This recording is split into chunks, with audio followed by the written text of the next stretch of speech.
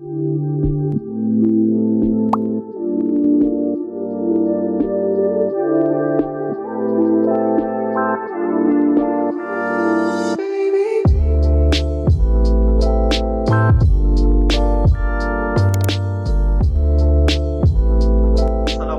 warahmatullahi wabarakatuh. I'll be to Dr. Yusri.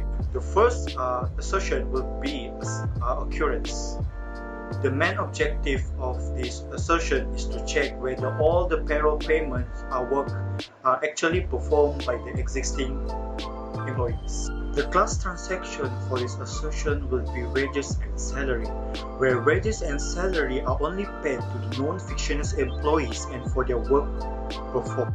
The relevant account for this assertion will be payroll cash, all payroll expense account, all payroll withholding account, and all payroll accrual accounts. And this is all the ledgers relating to this assertion.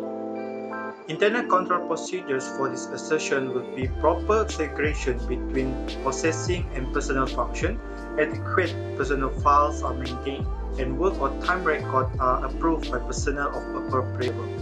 Test of control for this assertion will be first, observe and evaluate proper segregation of duty. Example given, person authorizing employees' benefit costs are not responsible for recording.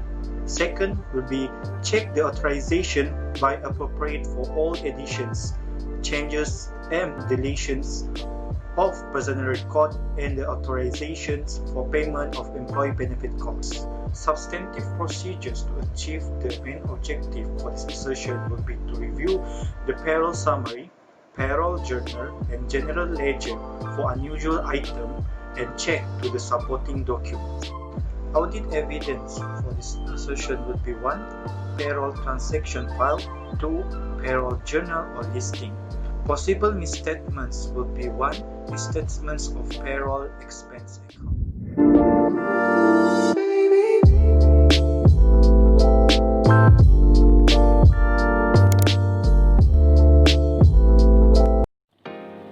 Another audit-related objective transaction or the related objective is completeness. What is completeness? Okay, completeness is existing transaction recorded, which means the audit objective is to check whether all existing payroll transactions are recorded. How do we make sure completeness? Remember, when it comes to completeness, we want to make sure we are dealing with pre-numbered.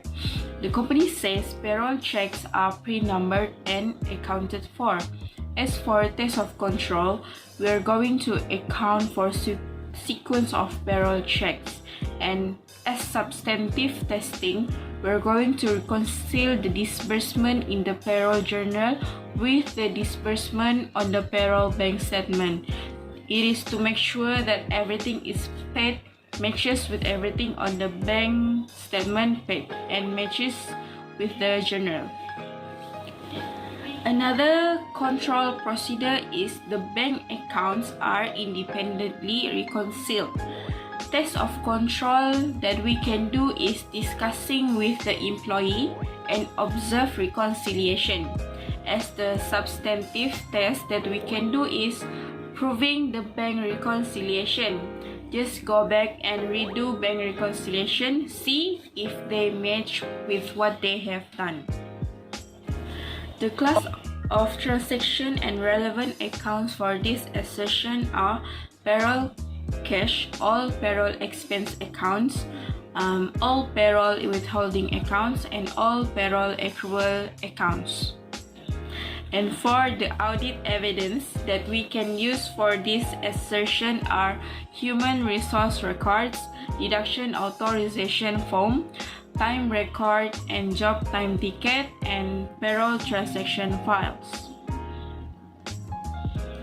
There are few of possible misstatements that can be happen, which are misstatement of payroll expense account, misstatement of direct labor and inventory, and misstatement of payroll tax expense and payroll tax liability.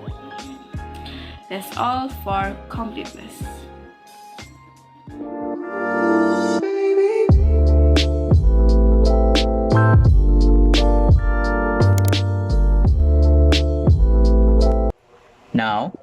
like to proceed for accuracy under payroll and personnel cycle.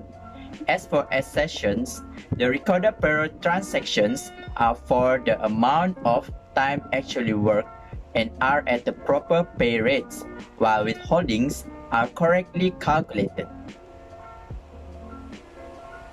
The audit objectives that falls under accuracy for payroll and personnel cycle is to check whether all recorded payroll transactions are for the amount of time actually worked and are at the proper pay rates, while withholdings are correctly calculated. Do you know what are the control procedures that falls under internal control? Let me explain to you. First, the calculations and amounts are internally verified. And then, batch totals are compared with the computer summary. The third step is wage rate, salary or commission rate is properly authorized. And lastly, withholdings, including amounts for insurance and payroll savings, are properly authorized. Next, the tests of control for audit procedure are as follows. First, we need to examine indication of internal verification. Secondly, we need to examine file of batch totals for initials of data control clerk, compare totals to summary reports. Next, we need to examine payroll records for indications of authorization. And lastly, we need to examine authorizations in human resource file. Meanwhile, the substantive tests for audit procedure are as follows. First, we need to recompute hours worked from time records, and then we need to compare the pay rates with unit contract approved by board of directors or another resource. And then we need to recompute gross pay and recompute the net pay. Next, check withholdings by referring the tax tables and authorization forms in human resource file. And lastly, compare cancelled check or direct deposit with payroll journal for amount.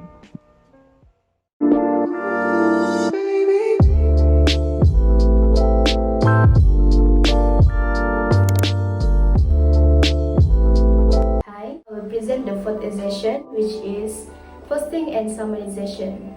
Audit objective for posting and summarization: to check whether all payroll transactions are correctly included in payroll master file and correctly summarized. They have four classes of transaction and relevant account. First, payroll cash. Second, payroll expense account. Third, payroll accrual account. Fourth, payroll withholding account. Control procedure for posting and summarization. First, payroll master file contents are internally verified. Second, payroll master files total are compared with general ledger total. Audit procedure. They have two audit procedures for post and summarization. One, test of control, and the second one is substantive test. For test of control, to examine indication of internal verification and examine indication summary totals report indicating that comparison have been made. Substantive test. Test clerical accuracy by putting the payroll journal and tracing posting to the general ledger and the master file. Audit evidence. They have three audit evidence for posting and summarization. One, payroll master file. The second one is payroll general ledger. The third one is payroll journal. Okay, last but not least, possible misstatement. Possible misstatement in posting and summarization. They have two possible misstatement, which is misstatement in preparing the payroll master file and misstatement in summarizing and calculate the gross pay, deduction and net pay.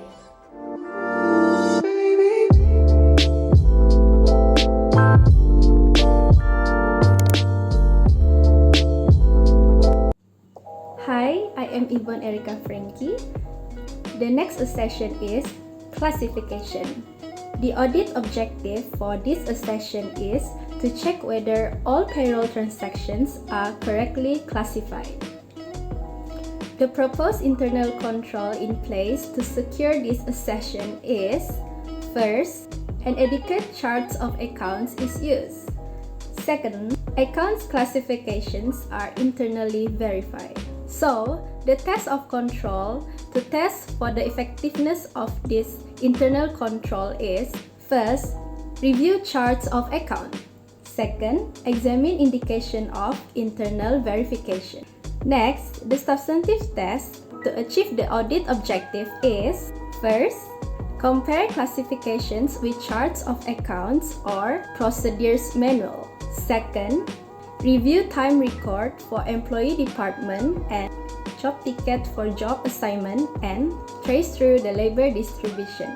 So, there are two possible misstatements for this accession. First, the misstatement of payroll expense accounts. Second, the misstatement of direct labor and inventory. So last but not least, the accession is timing. The audit objective for timing is to check whether all transactions are correctly recorded on the correct time. So, the control procedures to secure the accession includes: first, procedures require recording transactions as soon as possible when the payroll is paid. Second, the dates are internally verified.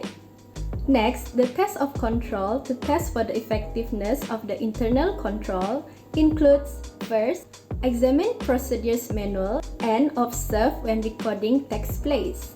Second, examine indication of internal verification. Moving on, the substantive test to achieve the audit objective includes: first, compare dates of payment in the payroll journal with date on cancelled check or direct deposit and time record.